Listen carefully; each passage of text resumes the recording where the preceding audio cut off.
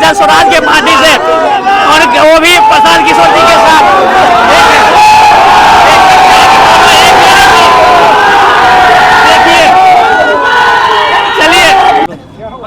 जी नमस्कार, आप देख रहे थे आवर न्यूज। अभी हमारी मौजूदगी चरिया बरियारपुर विधानसभा में आप देख सकते हैं कि जन स्वराज के जो पार्टी यहाँ से मृत्युंजय सर यहाँ से खड़ा हुए हैं। आज शायद यहाँ पे जन स्वराज के जो अध्यक्ष हैं प्रशांत किशोर जी का आगमन होने वाला। आप देख सकते हैं कि वहाँ पे तमाम कार्यकर्ता आपको एक बार देखने को मिलेगा। एक बार कैमरा घुमा दीजिए चारों साइड। तो हम सर से भी जानने का हम प्रयास करते हैं।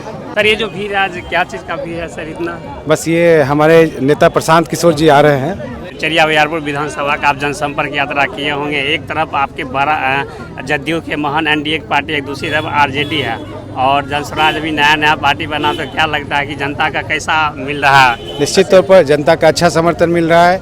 भले यहाँ 3 पार्टी हैं, लेकिन जेडीयू से हमारी लड़ाई हो रही है, क्योंकि वो तो आरजेडी के जो भी हैं वो बाहर से आए हुए हैं। तो बाहरी कैंडिडेट को लोग यहाँ पर समर्थन दे नहीं रहे हैं, बिल्कुल नहीं दे रहे हैं। दूसरी तरफ राम सखा महतो जी, राम सखो जो है, तो इसलिए वो तो अब रेस में है ही नहीं, तो जेडीयू की रेस में है। तो लेकिन हम लोग की जो कंडीशन है वो बेहतर है।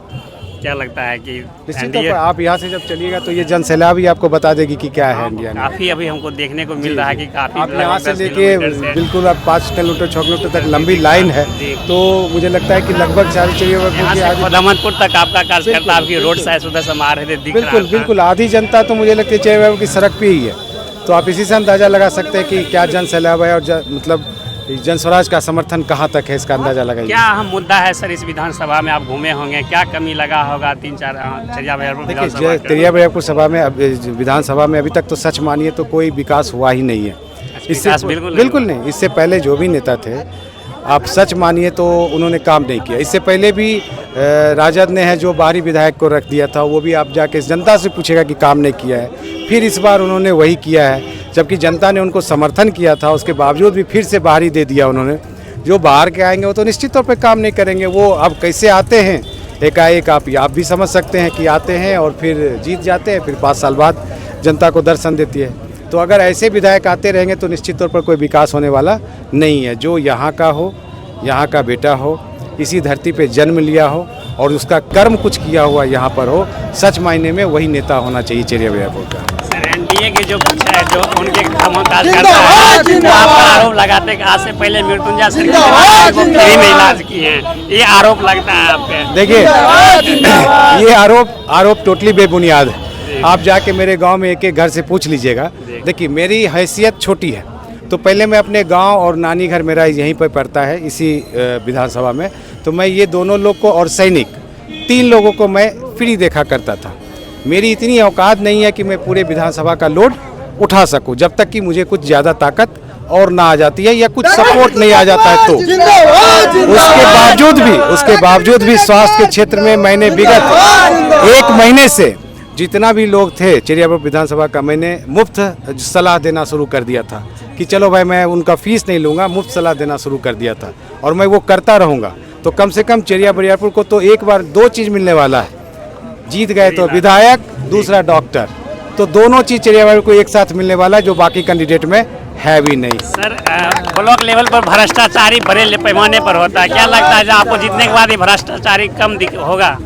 जो आदमी अभी तक भ्रष्टाचार किया ही नहीं है, जो आदमी अपने आप को नेक रखने की कोशिश कर रहा हो, वो कभी भ्रष्टाचार कर ही नहीं सकता है। और मैं भ्रष्टाचार का सख्त विरोधी हूँ। मैं ही नहीं, हमारे पार्टी के जो शीर्ष नेता है प्रशांत किशोर जी, वो तो भ्रष्टाचार उजागर करने में आप देख ही रहे, एक से एक भ्रष्टाचार उजागर हो। हम रिपोर्टिंग कर रहे थे तो जैसे कहता राशन बनने में 3000 रुपया लेता है, पीएम आवास मिलता है 20,000 रुपया लेता है, ये सबसे कैसे जनता मुक्त होगा? ये सबसे जनता तभी होगी कि वहाँ पे लोकल कुछ ऐसे रहेंगे, या हमारे जन स्वराज के जो भी कार्यकर्ता हैं वो मेरे तक बात पहुँचाएंगे, और मेरे तक बात पहुँच गई तो निश्चित रहिए मैं खुद इंटरफेयर करूंगा, उसमें करूंगा। नहीं तो मेरे कार्यकर्ता के पास इतनी क्षमता होगी कि अगर वो पहुंच गए, एक संगठन की जब जो ताकत होती है, अगर वो वहाँ पहुंच गए तो शायद कोई घूस नहीं लेगा, जो सही होगा वो होगा। आज प्रशांत किशोर जी आ रहे हैं, उनका मुख्य कारण क्या है? प्रशांत किशोर जी हम लोग का हौसला अफजाई करने के लिए आ रहे हैं। देखिए रोड सभा होगा क्या? हाँ, ये रोड सब होगा, हम लोग यहाँ से चलेंगे और 12 तक चलना है। और देखिए आप सैलाब तो देख के आप भी गदगद हो जाएंगे। प्रशांत किशोर, आखिरी संदेश क्या दीजिएगा चरिया बरियारपुर विधानसभा की जनता के लिए? चेरिया बरियारपुर विधानसभा को मैं यही कहूँगा कि इस बार नहीं तो फिर कभी नहीं। अगर इस बार नहीं बदले तो निश्चित तौर पर फिर अगले 5 साल हम लोग गुमनामी के और अंधेरे में चले जाएंगे। कोई भी बाहर का व्यक्ति, कोई भी दाग लगा हुआ व्यक्ति अगर आप उसको अपना नेता बनाते हैं तो भुगतना इस जनता को पड़ेगी। मैं उनके साथ कदम से कदम लड़ने को तैयार हूं और चेरिया बरियारपुर को अंधेरे से उजाले की तरफ लाना चाहता हूं। और इससे मैं अपनी चेरिया बरियारपुर निवासी की जितनी भी जनता है उनसे हाथ जोड़ के प्रार्थना करता हूं कि वो मेरा साथ दें। देख सकते थे कि अभी हमारे